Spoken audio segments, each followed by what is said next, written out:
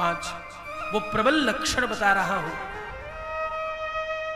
जिनके प्रताप से तुम बहुत स्पीड से नीचे गिर जाते हो और तुम रोज के रोज खत्म होने लगते हो। कभी तुम्हारा स्वास्थ्य गिर रहा होता है, कभी पारिवारिक स्ट्रक्चर गिर रहा होता है, कभी तुम्हारा मानस गिर रहा होता है, कभी तुम्हारी बुद्धि गिर रही होती है, और कभी तुम्हारी सोच समझ, और कभी स्थिति परिस्थिति, कभी धन, कभी वैभव, और जाने क्या क्या।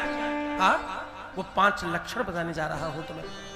5 ये ऐसे प्रबल लक्षण हैं जिनके कारण से तुम्हारे वंशजों में, तुम्हारे आने वाली पीढ़ियों में दीमक लग जाती है, तुम्हारे आने वाले परिवार के बच्चे खराब हो जाते हैं।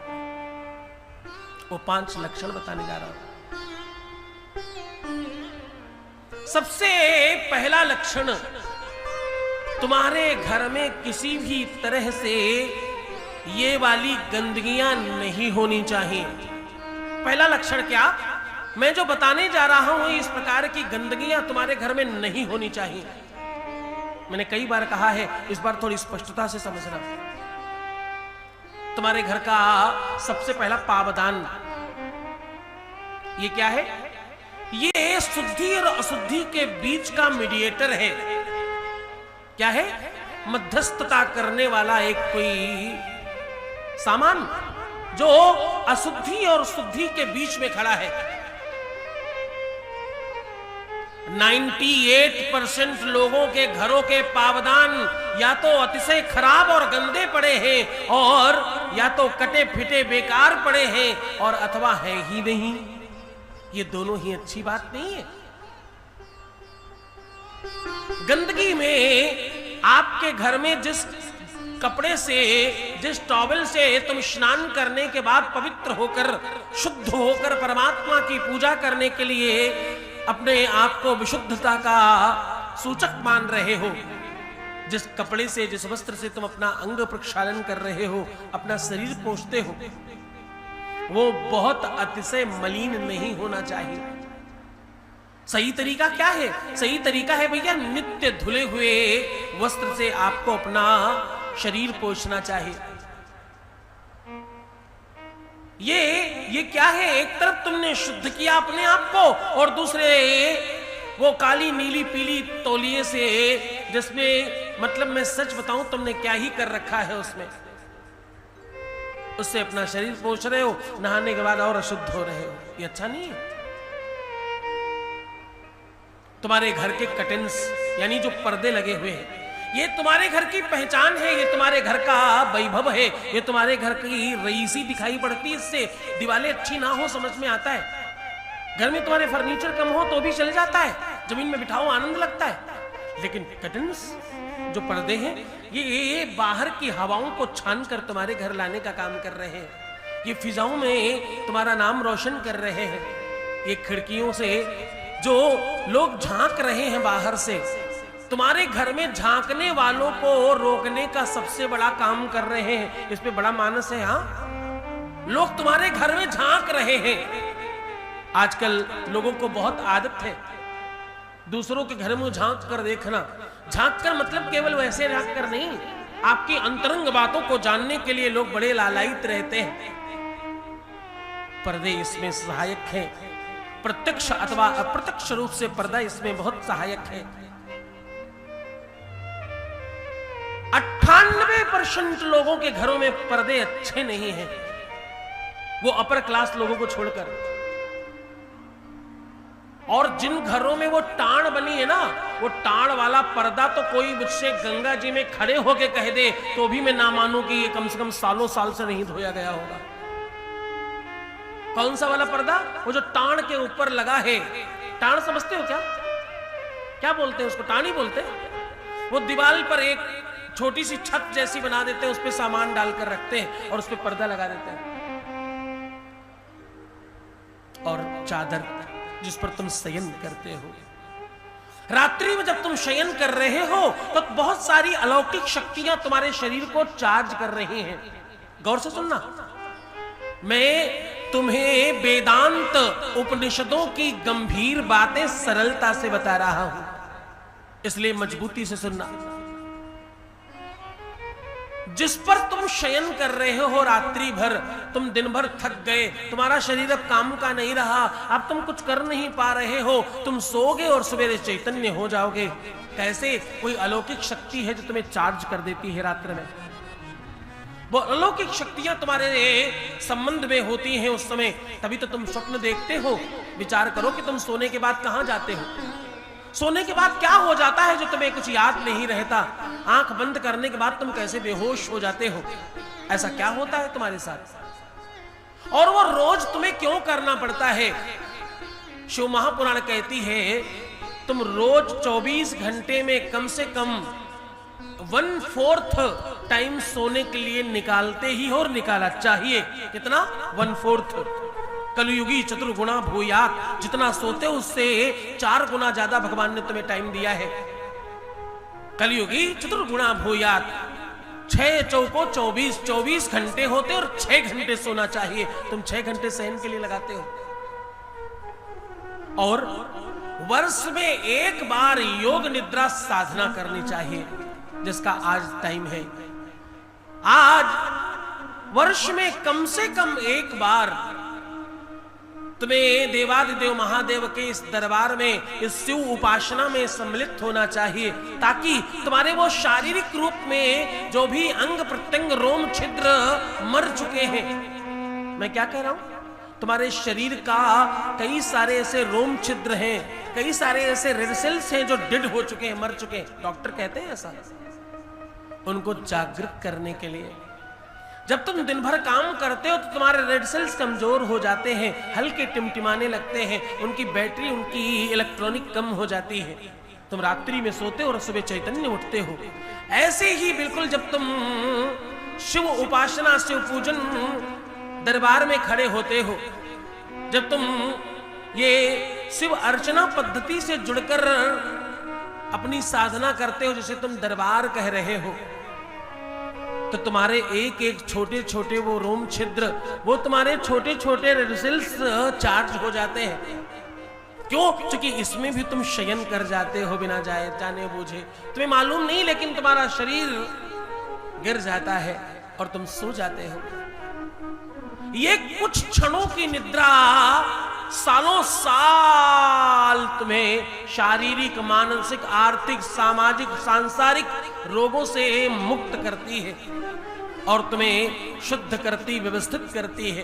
तो जहां तुम सो रहे हो वो चादर भी बिल्कुल तुम्हारी साफ सुथरी और अच्छी होनी चाहिए। क्यों? आसन जिस पर तुम साधना करते हो वो आसन साफ सुथरा होना चाहिए। तो रात्रि में जब तुम सो रहे हो ये भी एक साधना है। अच्छे आसन पर लेटकर शयन किया करो, अन्यथा जिस दिन तुम पूरी तरह से सोओगे उस समय भी एक चादर तुम्हें दी जाएगी और उस चादर में छेद होंगे, उस चादर में तुम्हारे लिए दुख होंगे। उस चादर तक पहुंचने के लिए ये बीच की जितनी भी चादर तुम्हें मिल रही है सोने के लिए, उसे कम से कम साफ सुथरा जरूर रखने की कोशिश करें। धुली होनी चाहिए, साफ सुथरी होनी चाहिए। हाँ, तो सफाई के इन लक्षणों पर आपको बहुत विशेष ध्यान देना है। ये होनी चाहिए तुम्हारे साथ, क्योंकि जहां शुद्धता है वहां सिद्धता है। क्या कह रहा हूं? जहां शुद्धता है वहां सिद्धता है।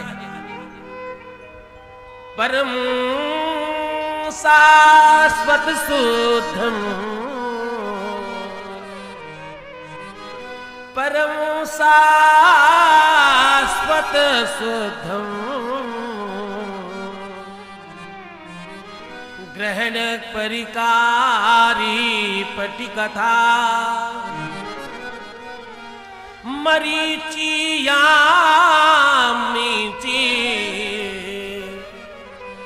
परिदुष्कृत्यानुलेपनम।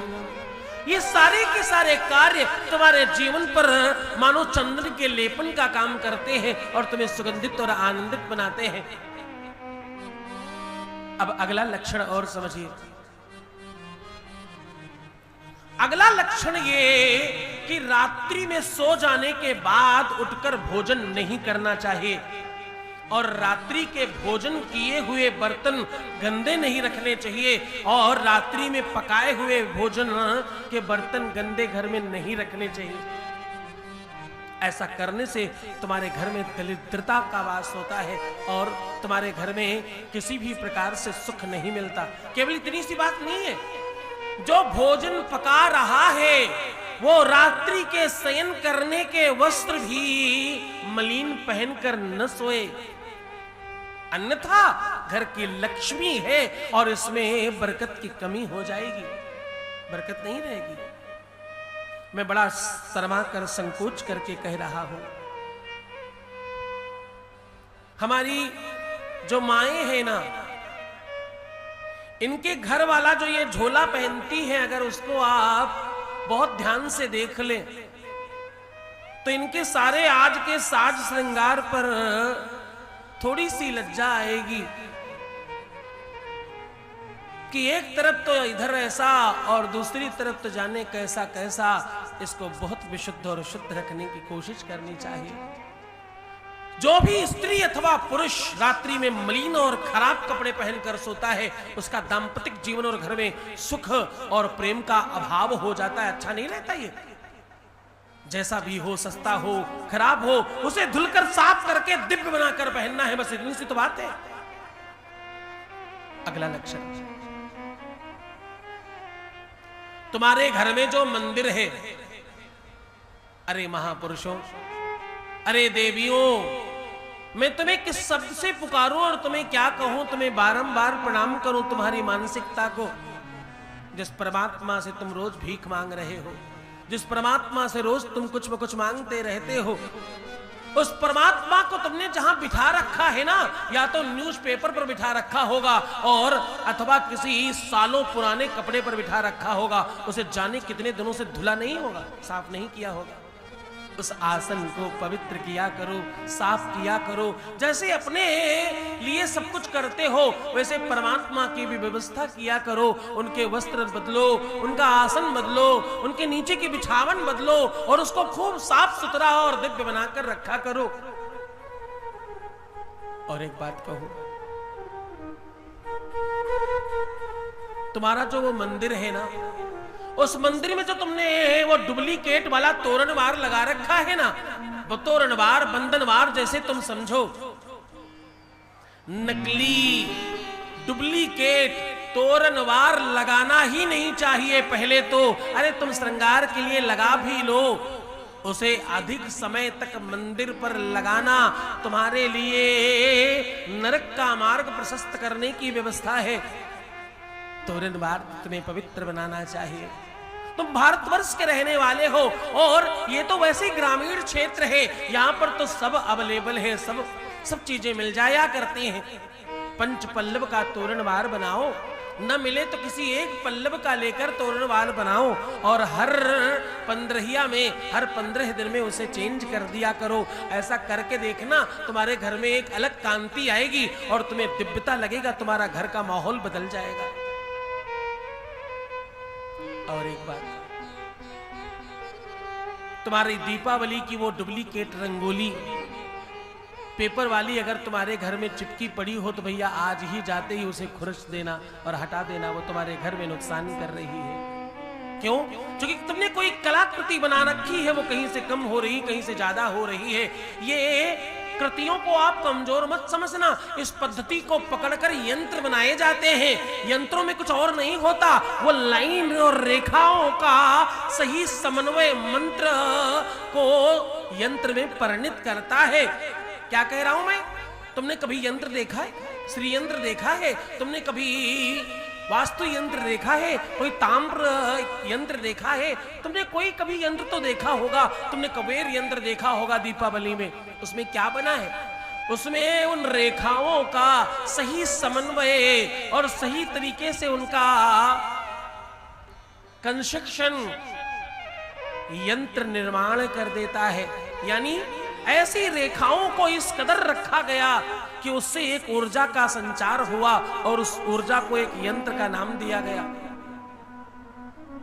मंगोलियों की संतलत को देखो, उनकी पद्धति को देखो, उनकी व्यवस्थाओं को देखो, वो अभी भी मीरार को और पिरामिड को एनर्जी का स्रोत मानते हैं, जैसे तुम्हारे मंदिर हैं। तो कुछ भी रेखाएं इधर उधर नहीं हो, एकदम प्रयास करो। रंगोली तो आटे, हल्दी या गोबर से बनाया करो, कुमकुम इत्यादि से बनाया करो। वो जब हटेगी पूरी हटेगी और उसे तुम साफ कर सकते हो। और एक बात, तुम अधिकतर एक और बड़ी गलती करते हो। जहां तुम्हारे पैसे रखते हो पर्स में अथवा कहीं पर, वहां पर तुम कुछ भी अनसन चीजें रख लेते हो। एकदम प्रयत्न करो, अगर तुम इसे लक्ष्मी मानते हो, अगर इसे सिरमाथे लगाते हो, इसको प्रणाम करते हो, तो इसे रखने की पद्धति बिल्कुल अलग करो। जरूरी नहीं वो पर्स में ही हो, जरूरी नहीं कि वो किसी पॉकेट में हो। तुम्हें रखने का तरीका पहले देखो। पुराने लोग अलग झोला, अलग बैग और अलग सिस्टम बनाकर रखते थे, उसमें उसे लक्ष्मी लेकर चलते।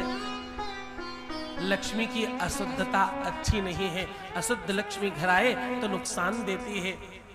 एक लक्ष्मी और एक अन्न। तुम्हारे घर का अनाज कहां रखा है और किस तरीके से रखा है, उसे किस तरह छुआ जाता है। पहले माताएं अनाज को छूने नहीं देती, रोज का रोज निकाल कर दे देती, ये बना देना, टच नहीं करने देती। अनाज, घी, अचार, तेल छू कर दिखाओ,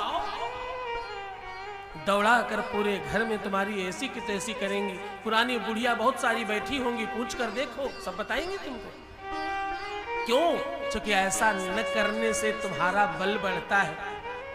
इन चीजों को अशुद्ध नहीं करना चाहिए। इनकी अशुद्धता से तुम्हारे जीवन में अशुद्धता आती है। इस पर बहुत ध्यान देना चाहिए। धन, अन्न, भोजन, पाक व्यवस्था और पाक कक्ष, जो तुम्हारा किचन है, उसे बहुत अच्छा रखो।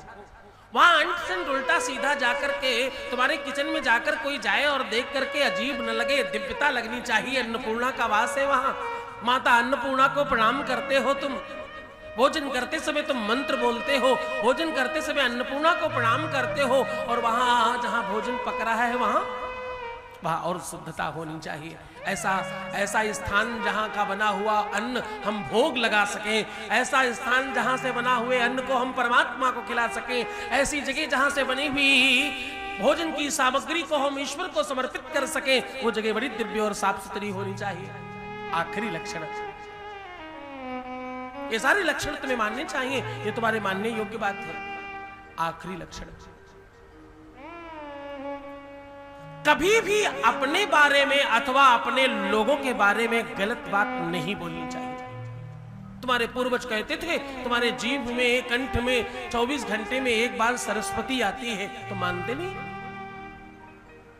तुम कुछ भी कुछ अपने बारे में, अरे मैं क्या करूं, मैं तो बहुत परेशान हूं, मैं तो बहुत दुखी हूं, मेरा तो ये खराब, मेरा तो वो खराब, तुम रोते रहते हो। क्या मालूम उस समय सरस्वती बैठी हो? क्या मालूम उसी समय सरस्वती तुम्हारे आसपास हो और तुमने कहा वैसा हो गया।